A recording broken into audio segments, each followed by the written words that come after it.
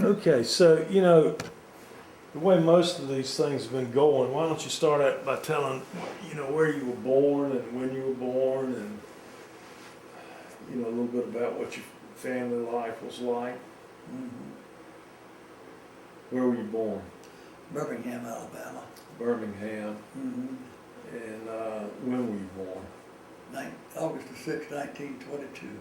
August 6, 1922. And what did your father do? He was a locomotive engineer Huh. and went to grammar school and high school right there in the neighborhood. Where I Right, was born. right. And then luckily I got a chance to go to Auburn University. Right. And then I went, was in the ROTC and was assigned to the artillery. And then later volunteered so I could go to officer candidate school. Went in and had basic training. Well, let me ask you this. Now, you went to Auburn. Mm-hmm. When did you start at Auburn? When you, in 1940. 1940? Mm-hmm. And did you go ahead and finish Auburn, or No, got you in ROTC at I Auburn? got into ROTC there, but actually, let's see, I was there 2 years. Yeah, 2 years, and was to when I came back to Auburn in the fall, I was going to go into advanced ROTC. So they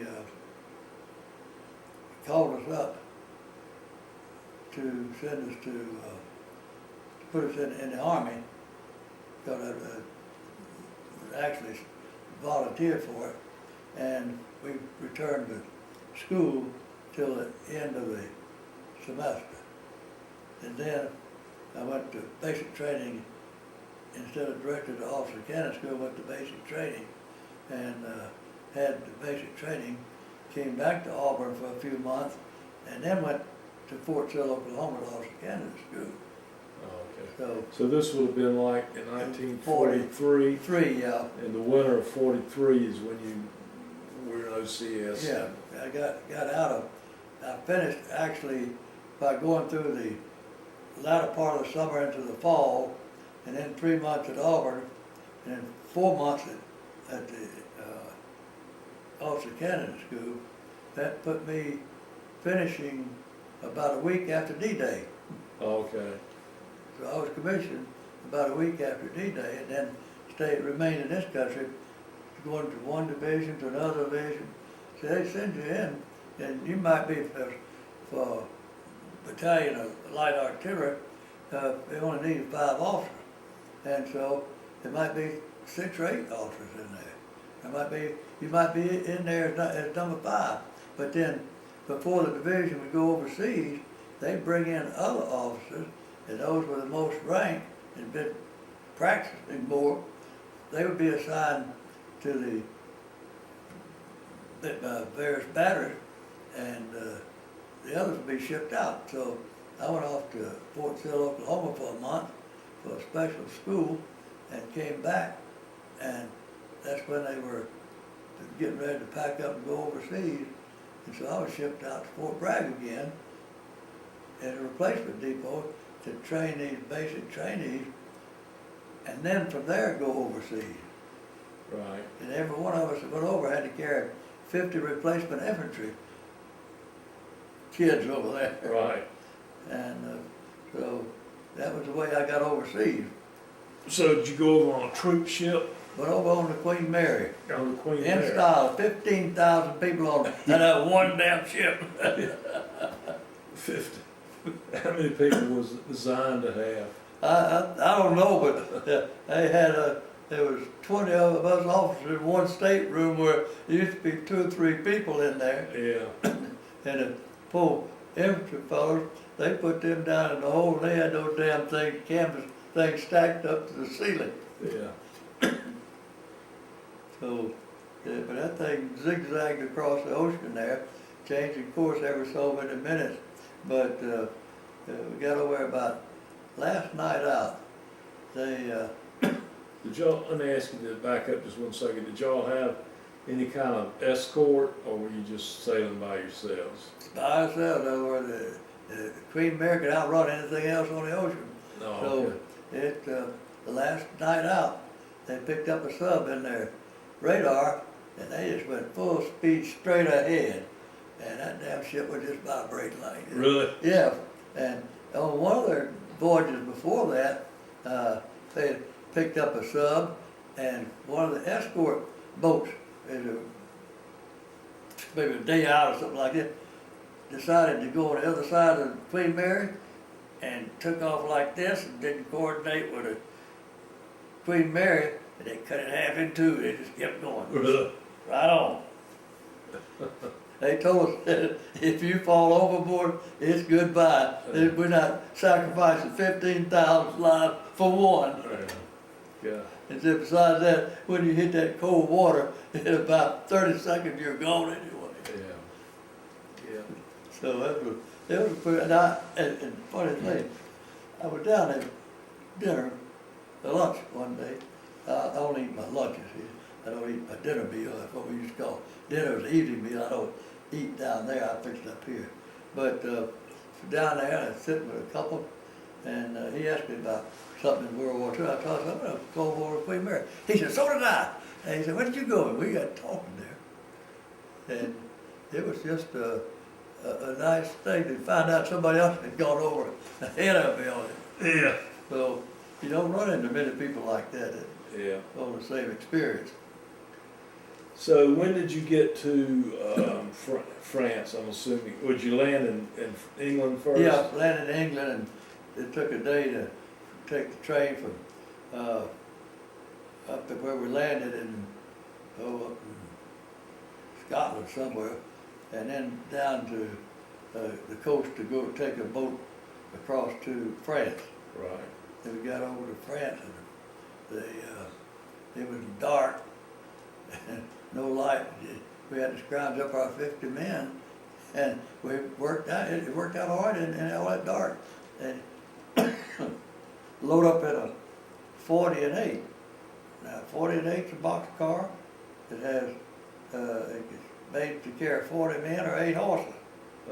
And so we had 50 men in there, and so we rode that 4.5 days. Good Lord. Get that over to where we went to the replacement depot, and they. Wait a minute, this replacement depot, where you got on board the train was in France, right? Yeah. Yeah. All right, and that was the replacement depot.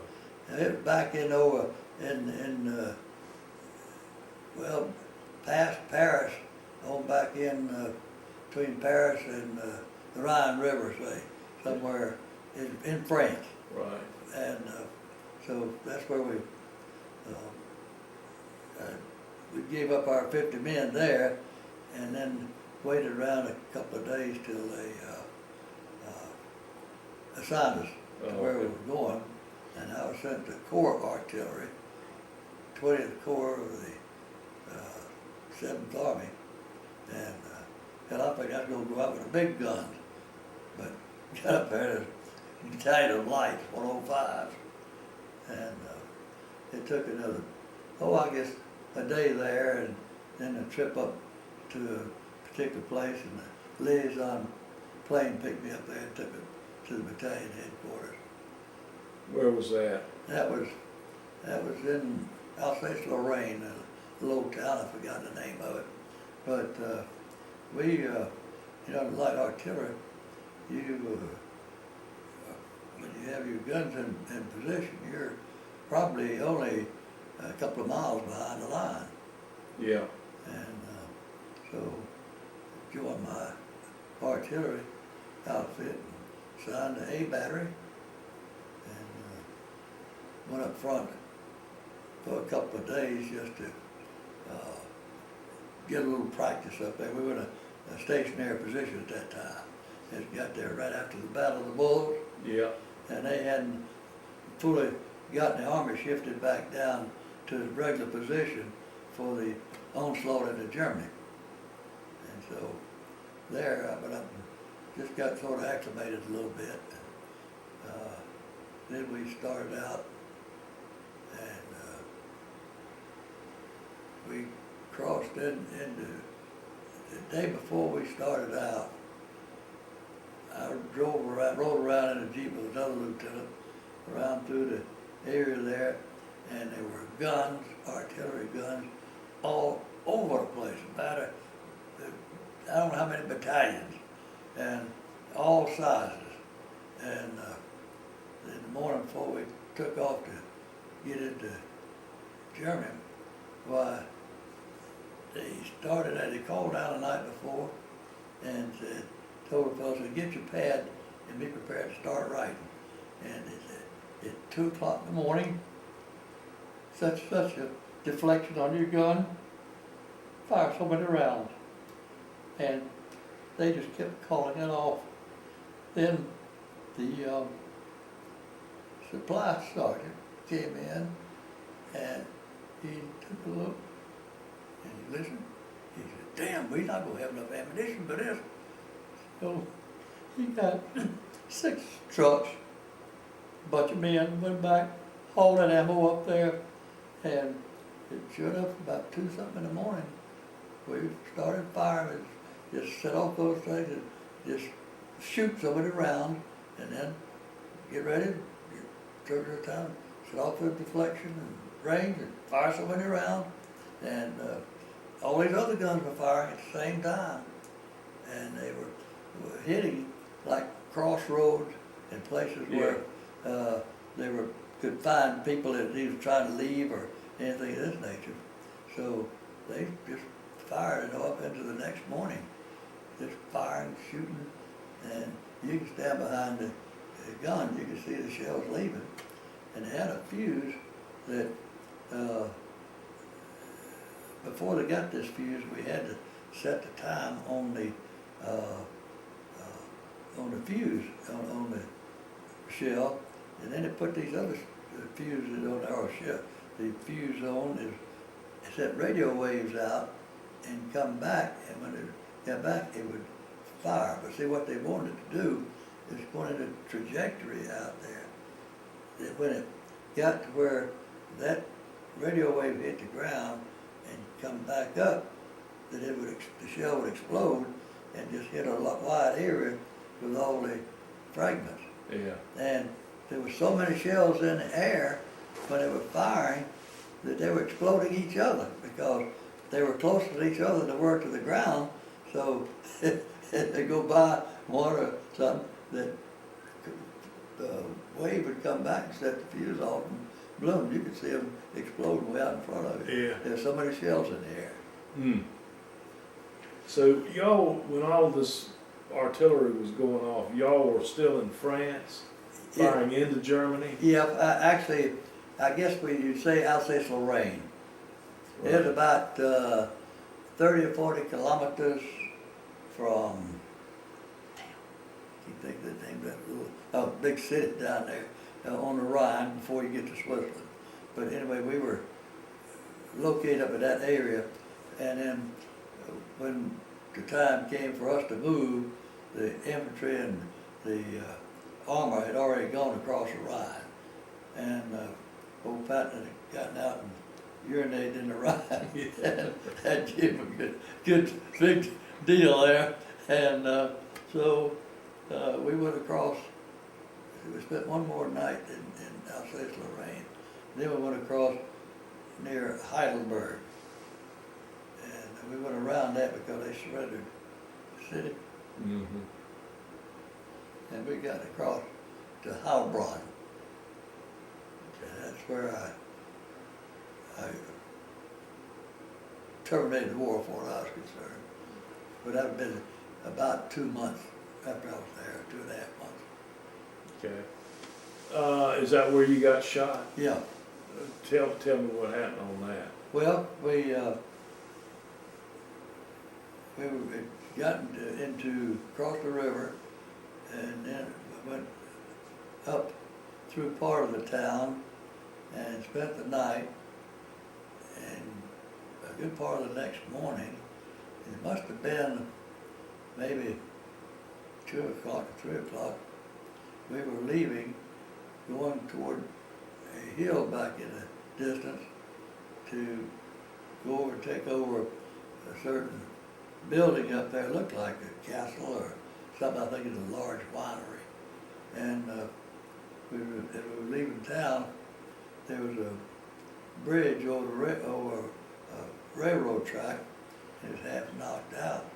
And the tank driver said he was afraid to go across, so he was going down and come back up around and come back up in front of us. Well, we weren't receiving any fire, so we just kept going. And after we crossed that bridge by about maybe a couple hundred yards, well, a machine gun opened up. And I was like practically in the middle of the street, and there was a pile of rubble about, say, 3 feet high there. And there was rubble composed of just this stuff that was pushed up like roof tile and trash and bricks and all that kind of stuff out there.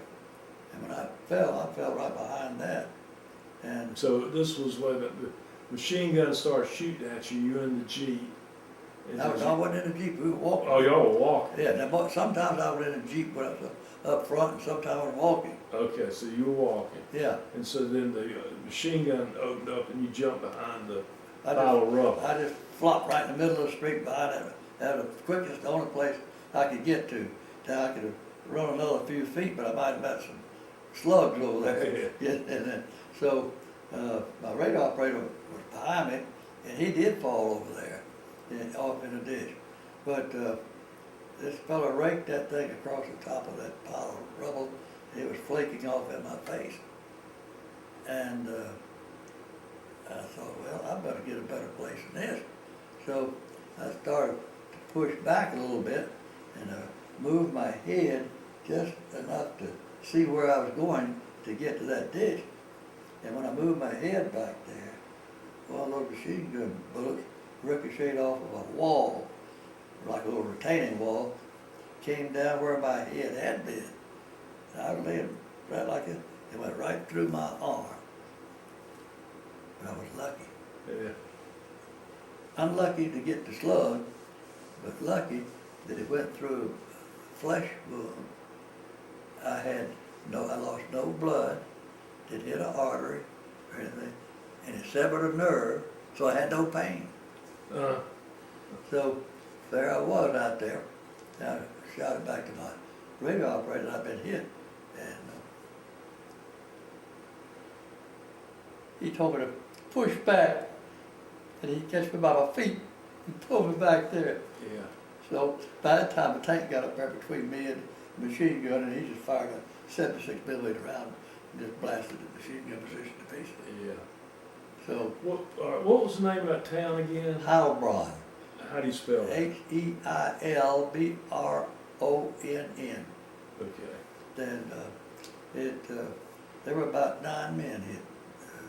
Some of them, one kid got up, when that tank got up there, got up and ran somewhere a piece of barbed wire, ripped it right before his face. Good. And then he fell and hit the back of his head on a concrete post, so he was sort of busted up both ways. One kid about a half a block back down the street when the shooting started, he just stopped and leaned up against the building like this. One of the stray bullets went down there and clipped a finger off. And so there's several of them hit. One fellow was hit in the spine, and he was a stretcher case. The rest of us walked. Yeah. But then got back, and then my battery commander, and So what day would this have been? that was April the 12th, same day Roosevelt died. Okay. And from there, he was back to the field hospital, and spent the night there. And next day, I got up, and a fellow came in and said, what size child is, what size is this, that, and the other. And they gave me clothes close to what I said. But I walked out, I didn't have a belt, the breeches was too big, I was holding them like this in the front. No insignia, nothing.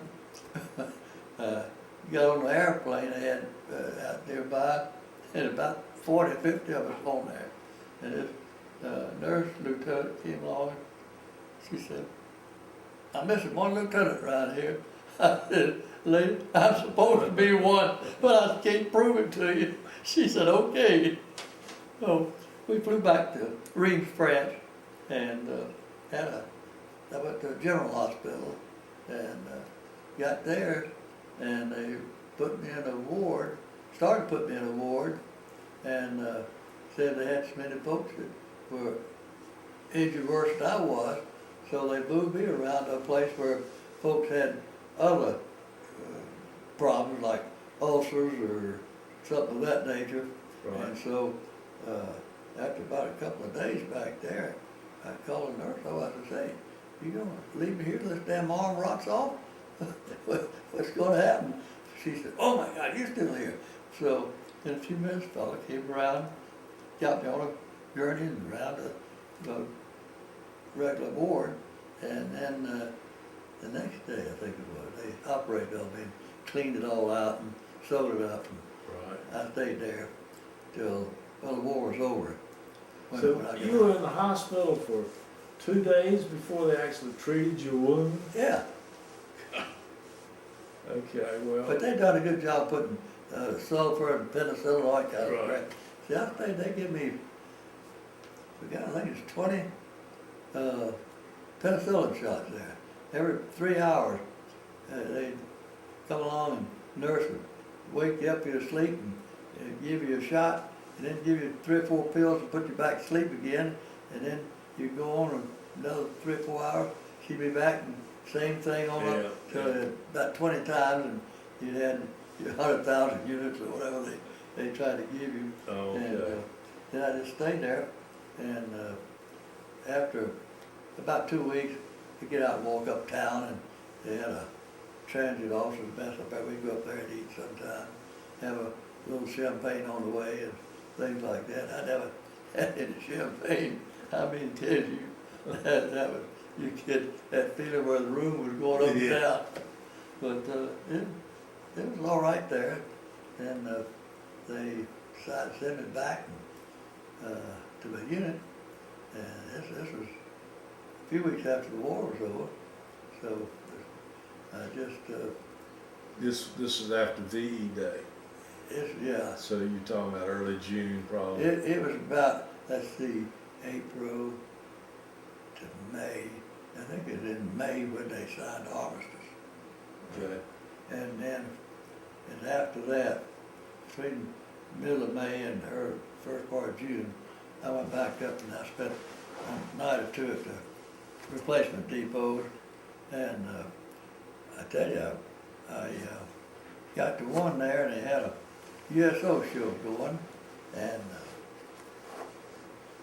so I decided, about 8 or 10 of us officers in a big tent, I decided, well, I'll go over. So I went over there, we got there late, and just flopped down out of General Oak area there, and they had stands full of soldiers. So they put on a nice show, and when it was over, I stood up. Somebody hollered, "Hey, Jack." I thought, hell, it must be 50 Jacks sitting around here somewhere. I didn't even bother to look. It kept getting worse and worse. I turned around, and there was my brother. Is that right? So what, That was the first time we were together about 2 years. And he'd been in North Africa. was he your older brother? Older, yeah. Yeah. So I went back to his tent over in the listed area. I stayed there till about 2 in the morning, we talked. Yeah. And usually you stay there for a couple of days. Next morning they load us up in a truck and send us out. He was coming back home and I was going back up in Germany. Yeah. So then they sent you back to your unit, Yeah, which was where was that located at that time? that was located in outside, about 30 miles east of Munich. Well-known name. Can't think of it right now, but every time I've gone back to Germany, just about gone through right near it. But out there, and then after about 3 or 4 weeks there, they moved us to the opposite side of Munich. And I went up and sort of the lead party to see that every people had cleared out of their houses and things that we were taking over. And that was the first time I'd seen Munich. And you drive through there, you're going through tank dozer tracks because the streets are full of rubble, buildings all down. And so we got on out there to this particular place and got it ready maybe about 30 minutes before the outfit moved in. And so that's where I met Lilo. Yeah, that's what I want to get to, but let me just back up for just a second because, all right, so you're in this town and you got your location for your headquarters, your buildings and everything. And what was y'all's function at the time? I mean, were you just like serving as some kind of It was just occupational. just being there? Yeah, being there because they had so many. You see, you had to have so many points to go back home. Right. Well, I didn't have, I think 57 points or something. First we started out somewhere around 80 or 100 or something, and then they dropped down. I stayed there at this particular location for about 25 miles east of Munich, and stayed there about a month to 6 weeks. And then my outfit itself was sent back, but those who didn't have enough points had to stay, so I was transferred to another battalion in Berchtesgaden. And first Rosenheim and then Berchtesgaden. And so I just visited around and looked over all the scenery down there. Yeah. And then that particular battalion was sent back, and I had an option of going to the 71st Infantry Division or artillery, or to go to some signal battalion.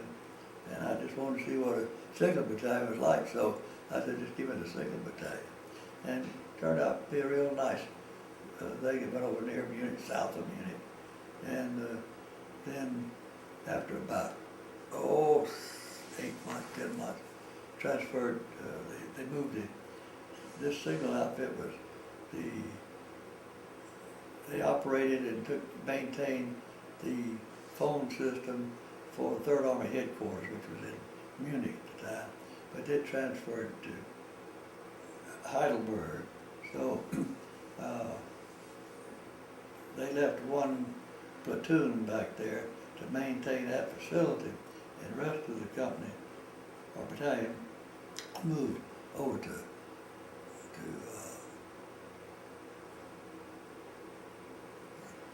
can't think of the place over there. So anyway, I stayed there till I came home, but I think I re-upped for 6 months one time because I called back and folks told me that Auburn University was overloaded with students and I'd have a hard time getting in. And I said, well, I can stay over here and take it easy and enjoy life, which I did. Yeah. Got a chance to go to Switzerland for a week for R&R down there. And just goofed off. Sounds good. And then you ultimately got out of the service when? I got out in 46 in about October. Okay. All right, so let's get back to when you met Lilo. Now, she lived in Munich? Now, she was lived in Munich up till 1944 when they were bombed out. And they'd had a weekend house between this town that we were occupying and another town over there, and the railroad from Munich going to Rosenheim went in between.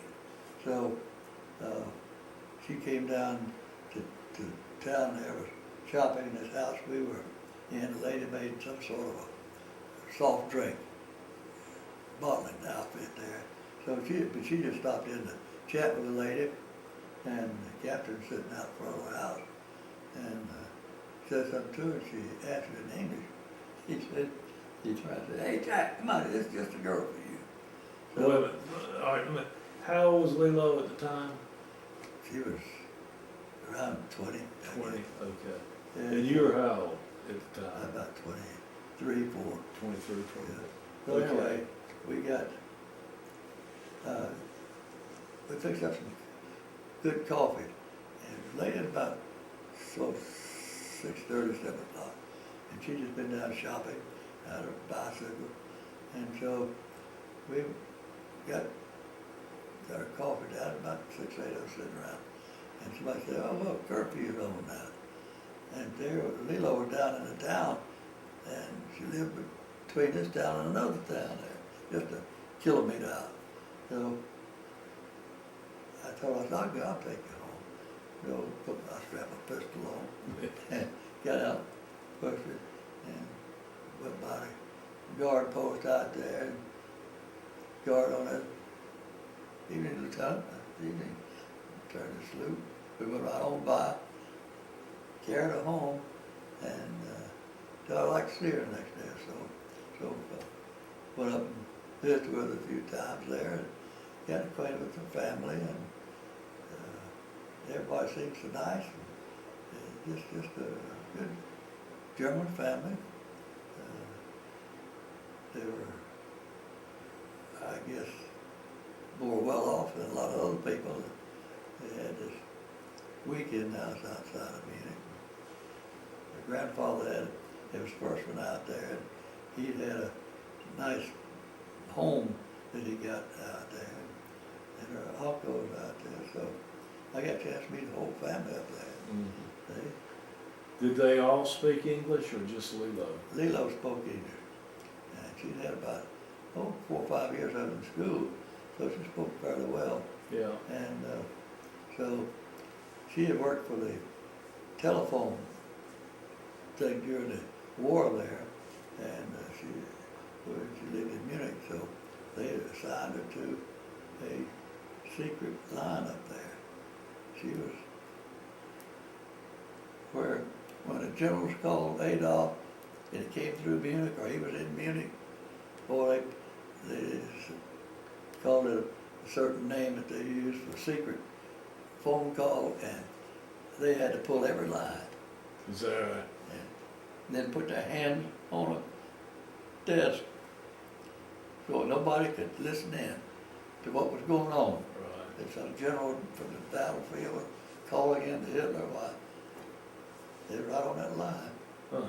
So anyway, she worked for the telephone company for about 6 or 8 months after the war was over. Right. And so she worked in Munich at first, then worked out at near Rosenheim, which was about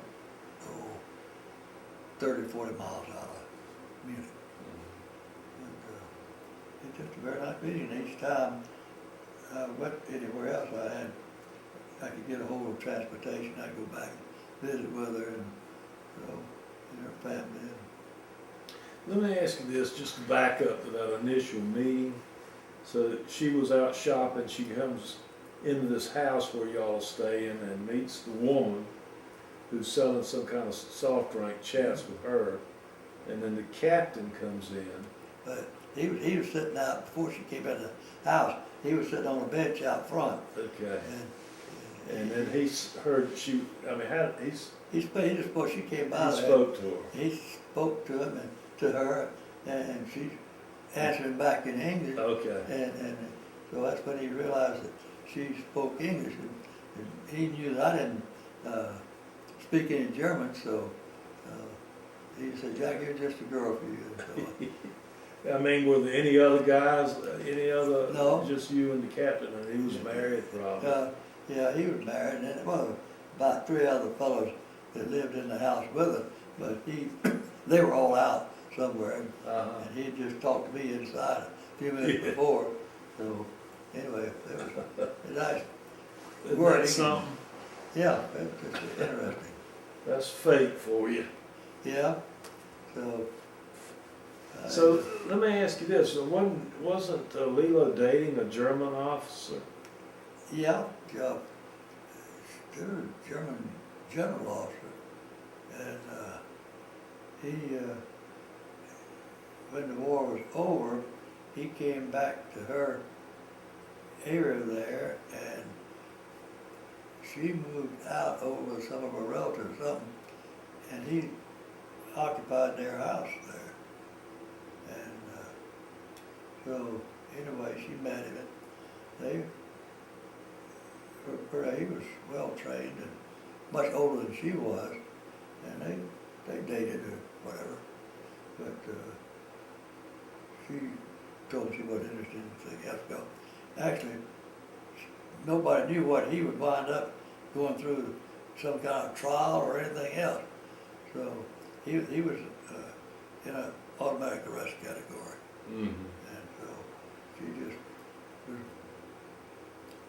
sort of chatting with him, so to speak. Yeah. So anyway, I took over from the German general. Yeah. So, how long did you, all right, so then you left in October '46, and you and Lilo had kind of like courted for what, Oh, a year, yeah. a year? Yes, over there about. And so when you left, y'all decided that you were gonna get married? Yeah, she sent some papers over, and I mean, did y'all decide to get married before you left? Yeah, Okay. I couldn't marry her while I was over there. Right. So she got some papers filled out, and those papers got lost. I had to send some more papers back over, and so if I had waited until the following year in January, we could have married over there. But I'd already gotten back over here, so took the papers back. And of course, she went in for interviews and whatever they had to do to open up for her to come over. Right. So she was the first war bride in Auburn.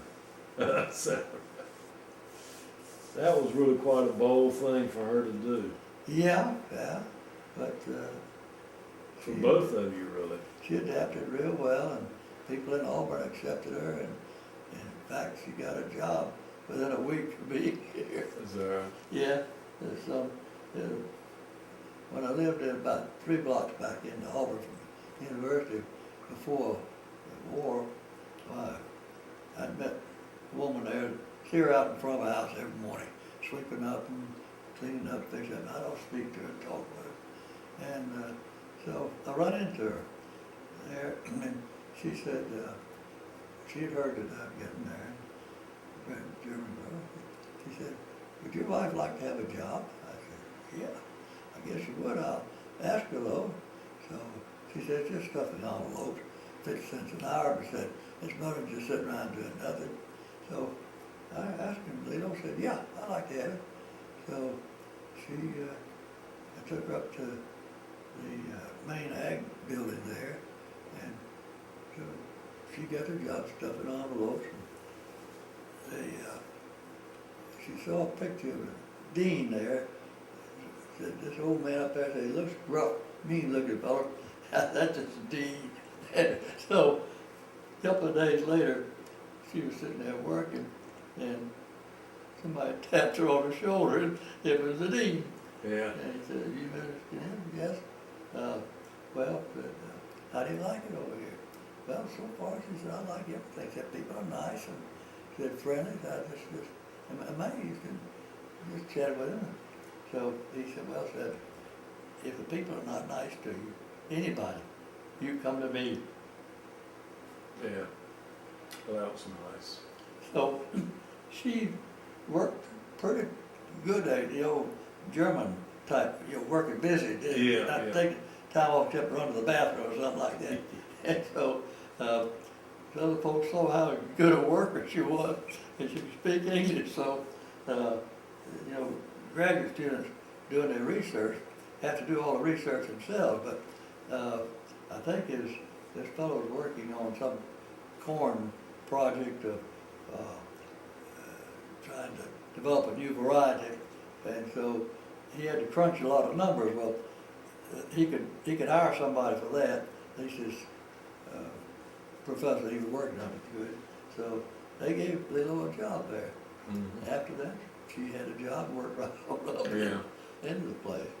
And she had a birthday after about 3 or 4 months being over. And so one of the girls said, Jack, could you slip out of the house in the evening and leave Lilo there? And said, we're going to give her a surprise birthday party.